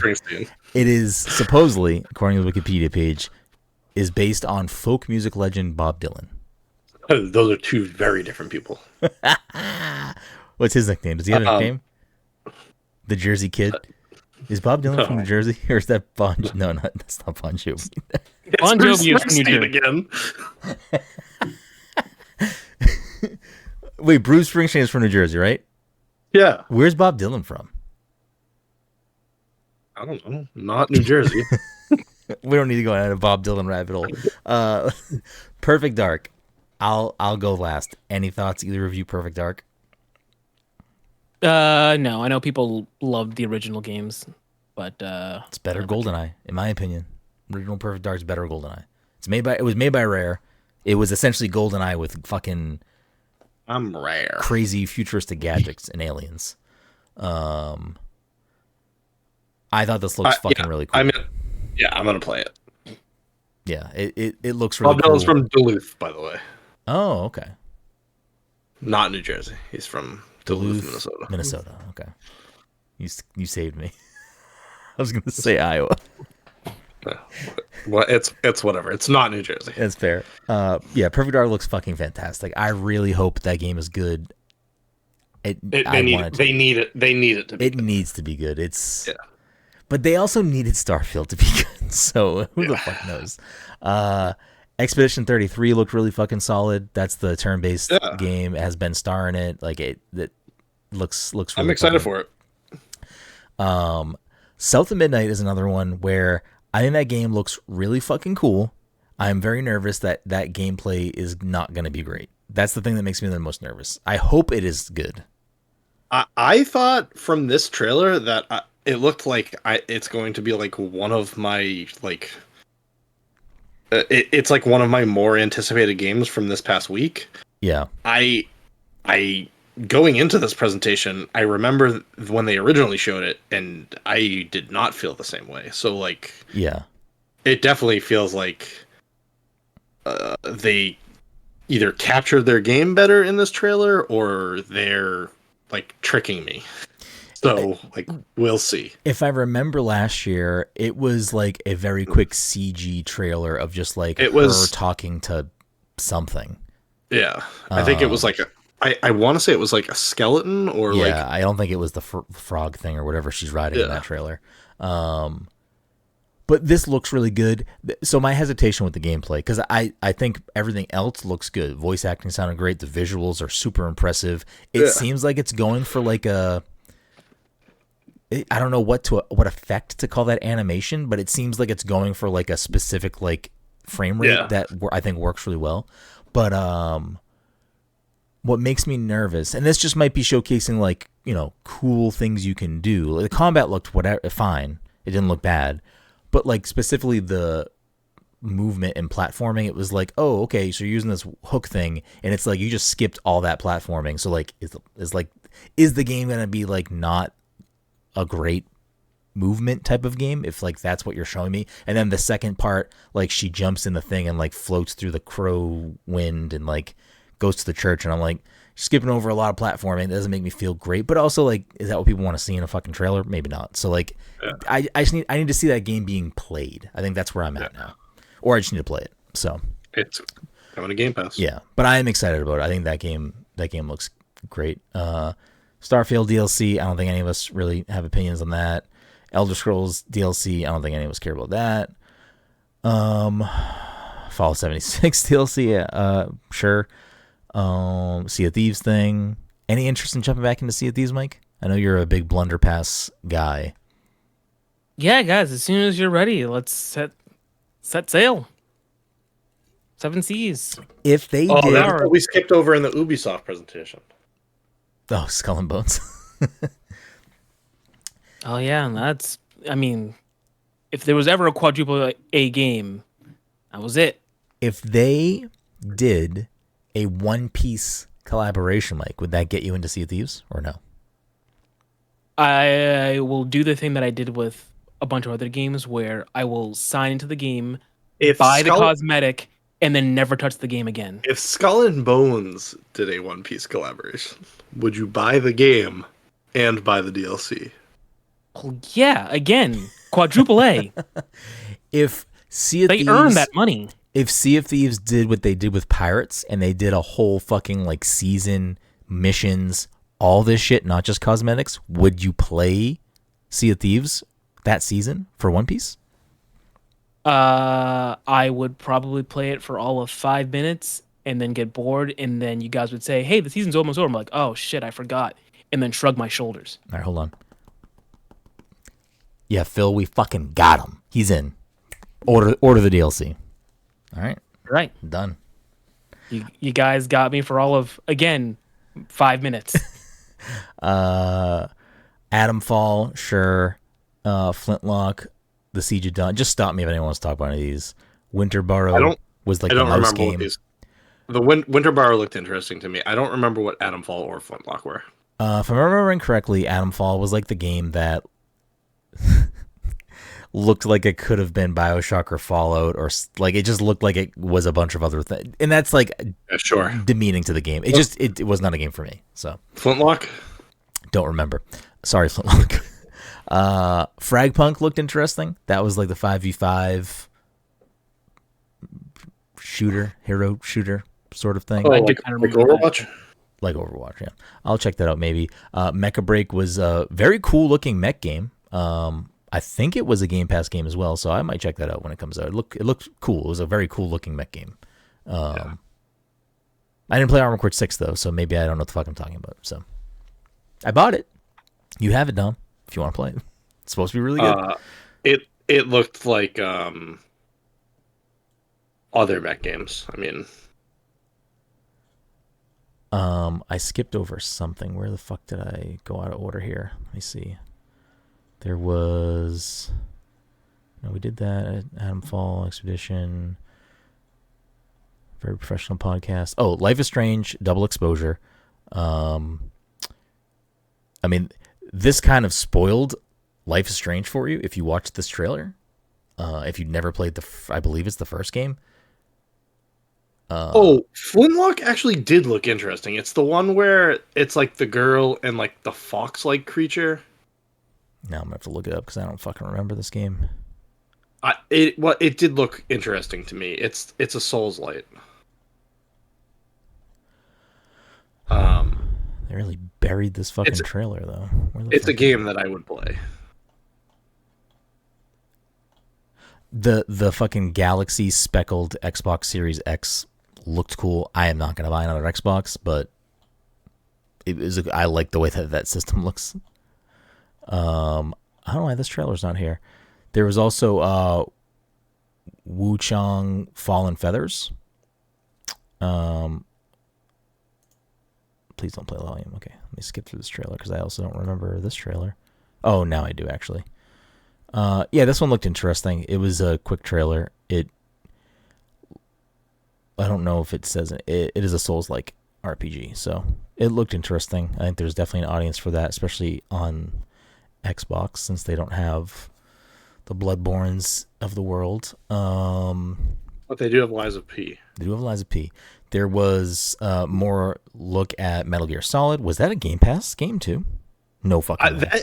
I was so confused when Snake Eater popped up. I was like, what is this game? And then like it was obviously Snake Eater, and I was like, I do not understand why this is in the Xbox presentation. Yeah. I mean, they do what Sony's done for a long time. They paid the money to have the shit they wanted to be associated with people's brains as an Xbox thing.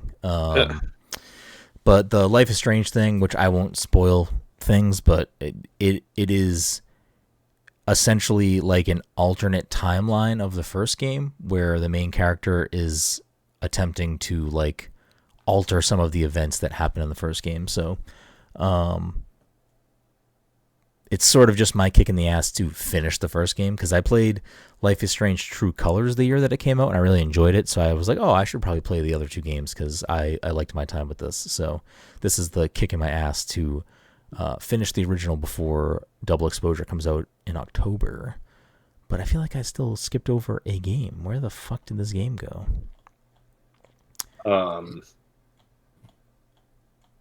Speaking of changing futures, we didn't talk about Dune Awakening, which I think was in the SGF presentation.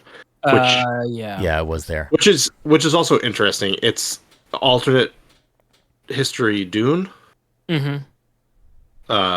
Where Paul dies, right?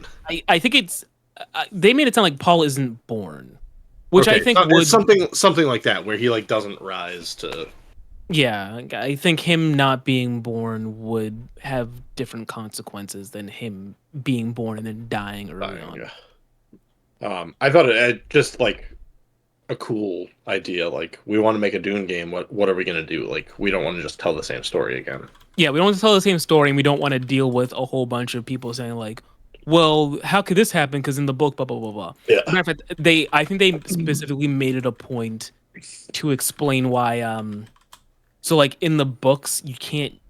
It's not that you can't use like laser guns, just that everyone has shields, and if you use a laser gun on someone that's wearing a shield, you'll cause a nuclear explosion. Like, that's just the thing. That's that's why no one ever uses guns in these fucking movies and the books. And they had to like explain why you could in the games use these fucking lasers. Yeah. Yeah.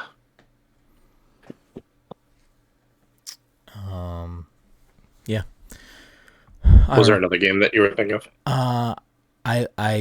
I must have said it at some point else, because I didn't notice anything else in that list that didn't catch my attention. But yeah, I think it was a really solid showcase of games. I think there was a lot of really cool stuff there that I was excited about. I think the SGF showcase had a lot of things that I really liked. The Devolver new stuff was also interesting to me. Go ahead, I meant to ask this before, and I completely it slipped my mind. Are you going to make Jen play Crush House or whatever it's called? Oh yeah. I mean, I'm gonna play Crush House. I know that because it looks fucking terrible. No, it looks amazing. That game looks fucking. No, it looks bad. Amazing. No, that game looks real good. No, it looks bad. But I didn't even think of that, Mike. And now I feel like I need to make her do that for content. Maybe that's like a charity stream thing or something. Like that seems like a thing that should happen at some point, because that would be funny. No, the game looks great. You guys are crazy. Yeah, I don't know. It was some good announcements there. We didn't bring up Fatal Fury. Fatal Fury was in one of those showcases, and I'm excited for that too. But that will I was trying to remember if there was anything else from any of the smaller presentations that I want to bring up, and I can't off the top of my head right now. So I like skimmed through stuff that was in those showcases to make sure I didn't miss stuff, and it's tough for me to parse like things that we already knew about and things that were new announcements. It was also tough to watch all those things happening because Mike and I were in LA, so it was like it was to the point of like, even with like the Devolver Direct, I didn't watch it until this week because it aired Friday, like a few hours after the showcase, and Mike and I we were in LA for a few days after that, so we were just busy constantly. Was Deer and Boy? Did you guys see that shown anywhere? I think that was at SGF. SGF, yeah, I think that was at the showcase. It was in the showcase. I'm pretty sure it was in the SGF showcase. Okay, yeah. That's a game. That's a game that I'm like interested in playing. Just like a cute little like story puzzle kind of game. I'm trying to go through my Steam wish list here and see if there's anything else that I had wish list. Yeah, a lot of that stuff too is on Steam Next Fest now too. So like there are things that were at SGF or at Playdays that you can check out now. They showed Screenbound in one of the presentations, but it wasn't SGF, right? It was. I think it was. I don't think so. Yeah. Screenbound is a game that I'm like very interested in playing. It's a 2D, 3D platformer. It's called Screenbound? Screenbound. So the game is like you are holding a game. Yes, I know this game, yes.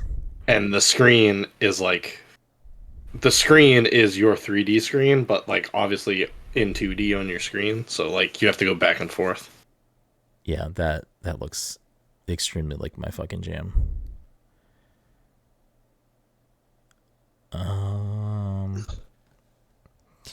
Yeah, unless anyone else has something they want to throw out there, I think that's a good time to wrap things up here.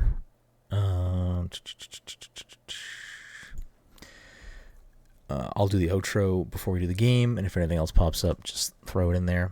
Thank you all so much for listening to this week's episode 423 of the Pass Control Podcast. As always, if you're a friend of the show, fan of the show, and you want to support the show, there are tons of ways to do that. The easiest way to do that and the freest way to do that is to leave us a 5-star review wherever you listen to the show, whether it's Apple Podcasts, Spotify, or whatever podcast place you listen to us. Leave us a review. It's super beneficial. If you listen to the show or watch the show on YouTube, make sure you're following us over there. Comment on an episode, leave us a like or something somewhere. Let us know you're there. We appreciate that. If you have bucks kicking around and you want to support the show, you can go to passthecontroller.threadless.com, get in some swag, go to patreon.com/passthecontroller and become a patron. Go to twitch.tv/passcontroller. Subscribe to us over there on Twitch.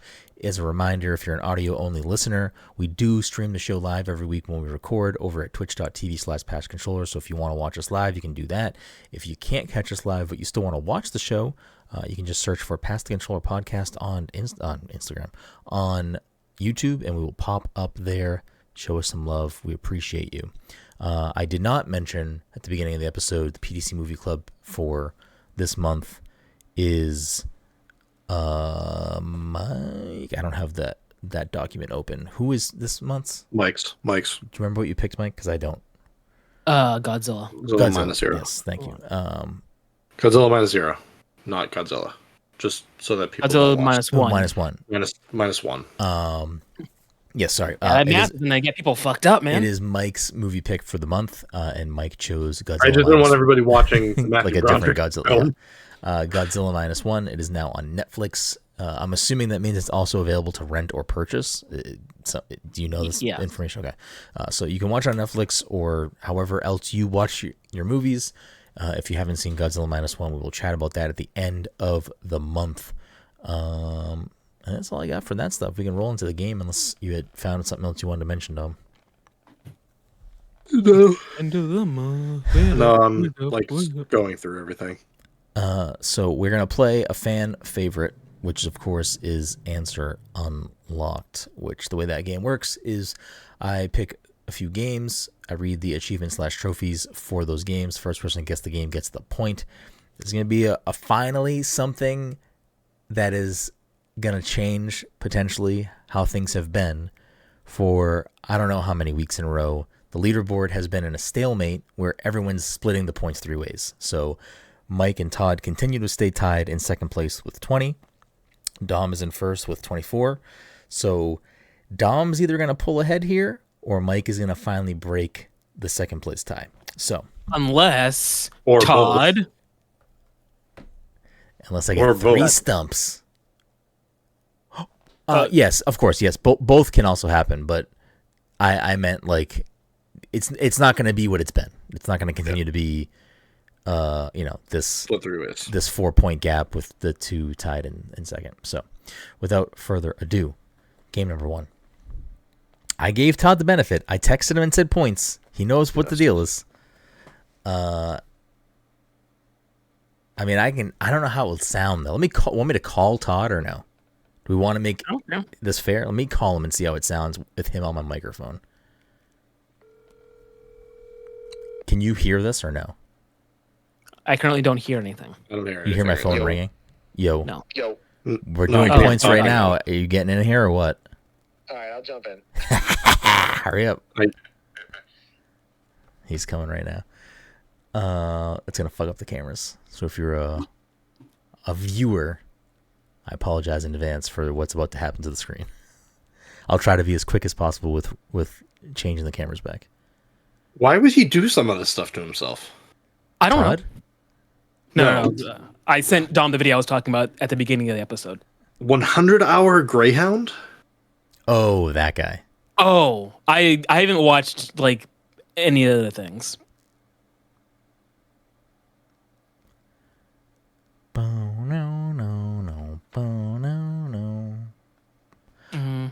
Is that gonna get us DMCA'd? Can we do that? Can we hum that song? No, we probably will get DMCA'd, but they can't stop me. They ain't gonna stop me. Well. Would you look what the Todd dragged in? You don't have to turn your camera on or anything. You can just be audio. Oh, don't you worry. I wasn't gonna. Before we jump right into points, Todd, what was your favorite game shown during the past few presentations? Just one. That's fuck. Okay. All right. There's many. All right. Top three. No. I don't have to go into top 3. I'm gonna go into top 1. Mixtape is probably number 1. Wow. And then wait, I don't need to go into top 3. Mixtape is number 1. I forgot the mixtape. I'm just saying, like, and honestly, I saw a lot of good stuff. It was probably like the first show I've watched in a while where I always bitch and moan about Xbox and like what they're presenting, and I was like, I'm gonna watch like 5 minutes of this and shut it off. I watched the entire thing, didn't stop watching, and I kept on being like, oh my god. I know, and your pants are off. It's so weird. I guess the noise makes sense when your pants are off. Yeah, but right. Don't tell everyone. No, but probably honestly, Perfect Dark too. And I was bitching and moaning about Perfect Dark, and I think that looked pretty cool. But who knows where that is? Those are my I thought they look pretty good. Who the fuck knows where that is? I don't know. That game's been in development for like 8 or 9 years, so I'm just still nervous about it. Yeah. No, I get it. So we're gonna hop right into fucking achievements. The scoreboard is 24 with Dom in first, and the boys tied at 20 in second. Just wanted to make sure I was tied with Mike still. Well, I knew that if Todd wasn't here, it was going to be shenanigans called for the rest of the year. No. Where's my parentheses points? Give me a bonus week. Game number 1. Achievement Addict. Unlock all achievements. Combo Beginner. Perform a 4 times combo. Combo. 6? Incorrect. Combo Intermediate. Perform a 6 times combo. Incorrect. Combo Pro. Perform an 8 times combo. Combo Master. Perform a 10 times combo. Street Fighter 4. Incorrect. Combo King. I had to. Perform a 12 times combo. Playing Pool. Hit an enemy with a weapon bounced against the wall. Nigel Lowry. Use a human shield. That sounds right. Incorrect. What'd you say? He said super hot. Domino effect. Throw a weapon at an enemy so that his weapon hits another. Hotline Miami? Ooh. It is indeed Hotline Miami. Yeah. Dom gets the point. Puts Dom at a cool 25. Game number 2. I'm going to skip that one. It's way too on the nose. Maybe I should skip that one too. Maybe we can't. Maybe we can't do this game. Hold on. We start from the bottom. Here. Okay. This is. We're just gonna go with it. Deal with the devil. A deal that cannot be undone. Cuphead. Is it Cuphead? Incorrect. Well, Oh man, I was gonna say that is a good guess. That is a good guess. Yeah. Right. I was convinced it was. Preacher of truth. Let the word be known. Cult of the Lamb. It is indeed Cult of the Lamb. And Dom is now officially going to break. Actually, no. If Dom gets the sweep, he doesn't break the tie cycle, and the tie cycle stays. How many weeks are we on a tie cycle for? I have to look back. You and Mike have been tied for at least a month, if not longer. It's got to be more than a month at this point. Okay. Whoops. I closed out the wrong tab. Let me reopen this.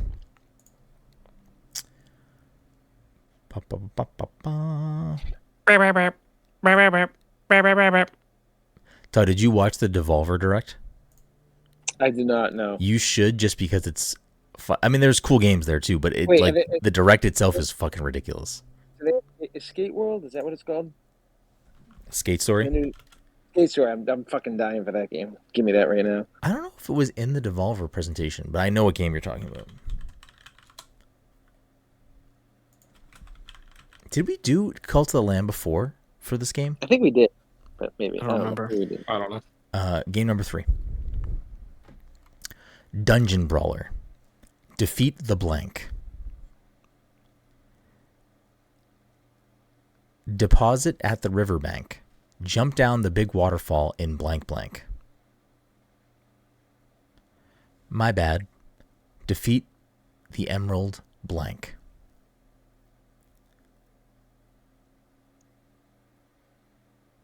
I quill survive. Defeat the queen of quills. Oh, it's Hollow Knight. Incorrect, but good guess. Leg day. Defeat blank and blank.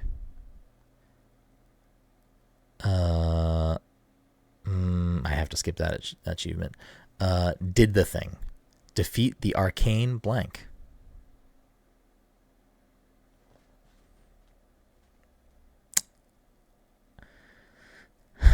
Sweet blank. Time travel to the future.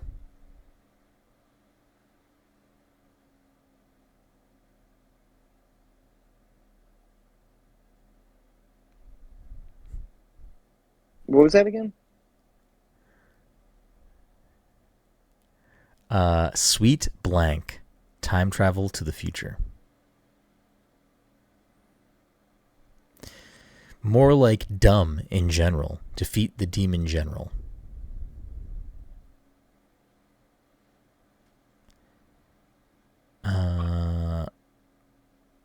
Some of these I actually can't read.